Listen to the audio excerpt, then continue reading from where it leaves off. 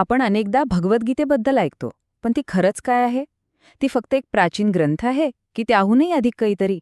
खरं तर गीता ही आजच्या आपल्या धावपळीच्या जीवनातील मोठ्या समस्या सोडवण्यासाठी एक प्रॅक्टिकल गाईड आहे. ती आपल्याला शिकवते की आपल्या मनात जे सतत एक युद्ध सुरू असतं त्यावर नियंत्रण मिळवून आयुष्यात खरी शांती आणि यश कसं मिळवता येईल. चला तर मग यातील काही महत्त्वाच्या शिकवणी आपण सविस्तरपणे समजून घेऊया. किती सुंदर आणि तितकंच खरं वाक्य आहे, नाही का? हे आपल्याला आंतरिक शांततेचं महत्त्व किती आहे हे अगदी सोप्या शब्दात सांगतं. विचार करा, जर पाणी खूप खवळलेलं असेल तर त्यात आपण स्वतःला पाहू शकतो का? नाही. तसंच जर आपलं मन चिंता, राग किंवा भीतीने अशांत असेल तर आपल्याला कोणत्याही समस्येचं मूळ किंवा त्यावरचं उत्तर सापडत नाही. म्हणूनच कोणत्याही महत्त्वाचा निर्णय घेण्याआधी मन शांत असणं खूप गरजेचं आहे. अनेकदा असं वाटतं की गीतेचं ज्ञान फक्त काही विशिष्ट लोकांसाठी किंवा विशिष्ट परिस्थितीसाठी आहे, पण तसं अजिबात नाही. गीतेमधील शिकवण ही कोणत्याही धर्मापुरती, पंथापुरती किंवा देशापुरती मर्यादित नाहीये. ती संपूर्ण मानवजातीसाठी आहे.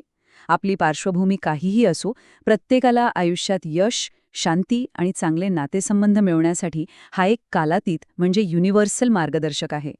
आपल्याला नेहमी वाटतं की आपले संघर्ष, आपल्या लढाया ह्या बाहेरच्या जगाशी आहेत, लोकांशी आहेत, परिस्थितीशी आहेत. पण गीता आपल्याला एक वेगळाच दृष्टिकोन देते. ती सांगते की खरा संघर्ष तर आपल्या आतच सुरू होतो. आपलं मन, तेच खरं रणांगण आहे. आणि या रणांगणावर जो विजय मिळवतो तोच खऱ्या अर्थाने जिंकतो.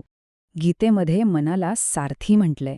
जरी ते आपल्याला दिसत नसलं तरी ते इतकं शक्तिशाली आहे की ते आपल्या इंद्रियरूपी घोड्यांना एकतर चुकीच्या मार्गावर भरकटत नेऊ शकतं किंवा योग्य दिशेने म्हणजे मोक्षाकडेही नेऊ शकतो.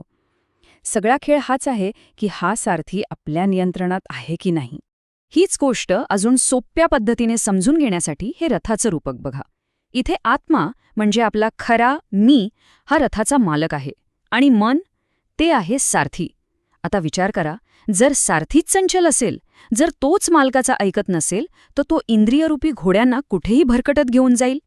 म्हणूनच मनावर म्हणजेच या सारथीवर नियंत्रण मिळवणं अत्यंत आवश्यक आहे, जेणेकरून आयुष्याचा प्रवास योग्य दिशेने होईल. बरं, मग या आंतरिक नियंत्रणाचा बाहेरच्या जगात काय उपयोग? म्हणजे रोजच्या जीवनात ते कसं वापरायचं? इथेच कर्माचा मार्ग येतो. गीतेनुसार आपलं लक्ष फक्त आपल्या कृतीवर, आपल्या कर्मावर असायला हवं, त्याच्या परिणामांवर नाही. तर योग्य कृती म्हणजे नेमकं काय? गीतेनं याच्या 3 सोप्या पायऱ्या सांगितल्या आहेत. पहिली पायरी, आपलं जे कर्तव्य आहे त्यावर पूर्ण लक्ष केंद्रित करा. दुसरी, ते काम कोणत्याही स्वार्थाशिवाय करा. आणि तिसरी, सगळ्यात महत्त्वाची, परिणामाची चिंता सोडून द्या. कारण खरं स्वातंत्र्य परिणामांशी न जोडण्यातच आहे. हे एकच वाक्य कर्माच्या सिद्धांताचा सार सांगून जातं. आपल्या हातात फक्त प्रयत्न करणं आहे, फळ नाही. आणि हे एकदा कळलं की आयुष्यातली अर्धी चिंता, अर्धा ताण तसाच कमी होऊन जातो. आपण फक्त आपलं काम प्रामाणिकपणे करत राहायचं. आता आपण आपल्या आतून थोडं बाहेरच्या जगाकडे येऊया, म्हणजे आपल्या नातेसंबंधांकडे. कारण आपण एकटे तर नाही ना राहू शकत. मग इतरांशी वागताना, संवाद साधताना गीतेतील तत्त्व आपल्याला कशी मदत करतात ते पाहूया. आपण आयुष्यात कोणाचा सल्ला घेतो, कोणाचं ऐकतो, यावर आपलं भवितव्य अवलंबून असतं. याचं उत्तम उदाहरण म्हणजे महाभारतातले हे 2 प्रसंग. एका बाजूला दुर्योधन आहे, ज्याने नेहमी शकुनीचा कपटी सल्ला ऐकला आणि त्याचा परिणाम काय झाला? विनाश. आणि दुसऱ्या बाजूला आहे अर्जुन, ज्याने श्रीकृष्णाचं मार्गदर्शन घेतलं आणि त्याला विजय मिळाला. यावरून हेच कळतं की आयुष्यात योग्य सल्लागार निवडणं किती महत्त्वाचं आहे. गीतेच्या शिकवणीतून नातेसंबंधांसाठी काही अगदी प्रॅक्टिकल नियम मिळतात. पहिलं म्हणजे कुणाच्याही स्वाभिमानाला सारखं दुखवू नका.